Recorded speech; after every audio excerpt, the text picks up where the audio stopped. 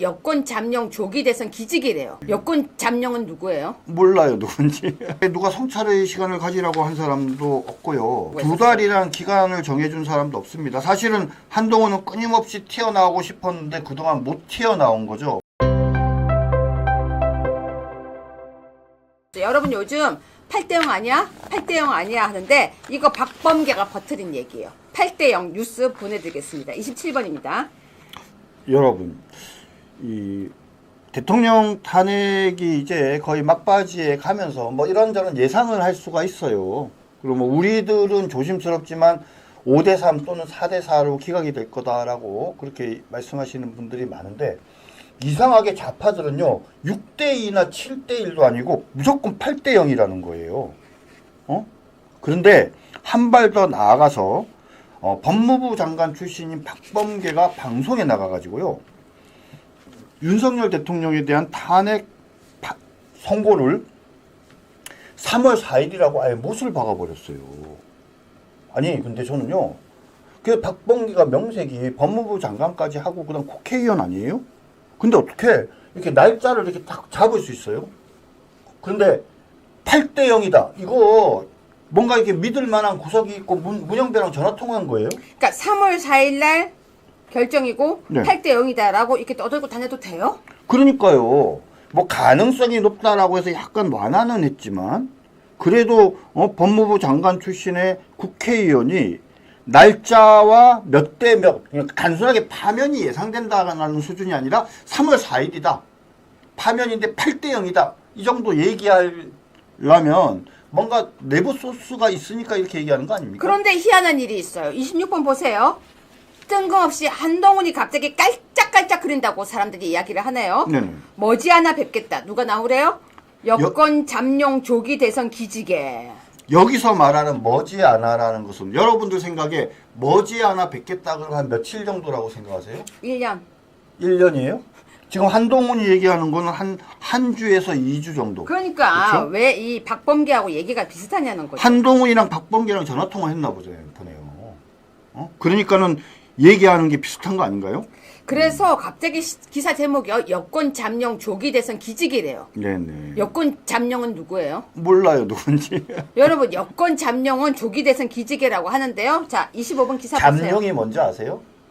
잠룡은요, 발음 잘해야 돼요. 아직 이무기 단계예요. 용이 되지 않은 것을 보통 잠룡이라고 그렇게 표현을 해요. 네. 잠룡은 영원한 잠룡이에요. 네, 좋습니다. 네. 자, 25번입니다. 한동훈이 2달간 성찰의 시간 가졌대요. 누가 정해요? 근데 2달간 성찰의 시간 스스로 봉인 해제하고 나왔습니다. 머지않아 찾아뵙겠다. 한동훈한테 누가 성찰의 시간을 가지라고 한 사람도 없고요. 아니요, 사람들이 다 그냥 외국 떠나라고 했어요. 2달이란 기간을 정해준 사람도 없습니다. 사실은 한동훈은 끊임없이 튀어나오고 싶었는데 그동안 못 튀어나온 거죠. 그런데 뭐 김종혁이랑 애들 시켜가지고 이제 자꾸 튀어나올 기회를 보다가 이제 딱 보니까 지금 그 헌재에서 2월 말 내지 3월 초면 선고를 하겠다 이런 생각이 드니까 윤석열 대통령 무조건 탄핵될 거야, 탄핵돼야 돼 이런 생각을 하면서 지금 2달간의 성찰을 가졌고 머지않아 찾아뵙겠다 이런 얘기를 하는 거죠. 여러분들 이런 얘기를 해요. 김종혁이가 뭐라고 얘기해요? 갑자기 박지원이가 윤석열 대통령 절대 하야하면 안 돼요 이렇게 얘기하니까 뭐라고 하면서 튀어나와요? 진작에 한동훈이 얘기할 때 그때 하야했어야지 지금은 하야하면 안 돼 이런 식으로 오히려 부안해동하고 있지 않습니까? 그죠? 뭔가 한동훈이 저쪽 민주당 애들과 얘기가 된 게 아닌가 싶습니다. 네, 22번입니다. 이준석이요. 황교안의 부정선거 주장은 과학이 아니라 그냥 선동용. 말을 해도요. 참 말을 참 이쁘게 하네요. 정 변호사님 저거 왜 또 저렇게 떠들기 시작한 겁니까? 뭐 이준석이 계속적으로 황교안 대표나 누구랑 이 부정선거에 대해서 1대1 토론하자 이런 얘기를 하는데 저는 황교안 대표께서 그냥 이준석이랑 1대1 한번 토론 한번 해주셨으면 좋겠어요. 다시는 이준석이 뭐 과학이 아니라 선동이다 이런 소리 못하게 해야 되지 않겠습니까? 자, 그런 이준석이요. 1등을 했습니다. 24번 뉴스입니다. 여러분 1등은 좋은 거죠? 네, 정 변호사님 1등 이준석입니다.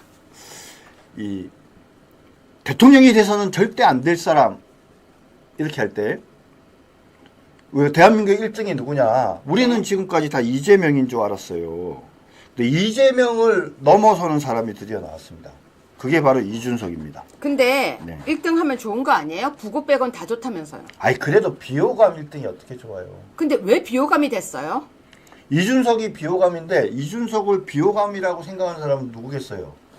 이게 뭐냐면 이거예요. 자, 이재명을 비호감이라고 생각하는 사람이요. 41%예요. 네. 이 사람들은 보면은 아마도 거의 대부분이 뭐예요? 우리 보수우파일 거예요. 그런가요? 그렇죠. 그런데 이준석이 45%를 차지했는데 이준석이 싫다고 하는 사람의 상당수는 누구겠어요? 우리 보수파도 있는 거죠. 근데 저는 이준석이 1등이 되면 이준석은 좋아할 것 같아요. 이준석이 좋아할까요? 아니 뭐든지 부고 빼곤 다 좋다고 하니까 이준석은 좋아하지 않을까요? 그런데요. 또 네. 다른 사람들을 보면 한동훈 37%나 돼요. 홍준표도 36%나 됩니다. 그러니까 이런 37%, 36% 이런 거는 뭐예요? 좌파들이 이 정도 싫어하는 거예요. 36%, 37%. 그런데 이준석은요.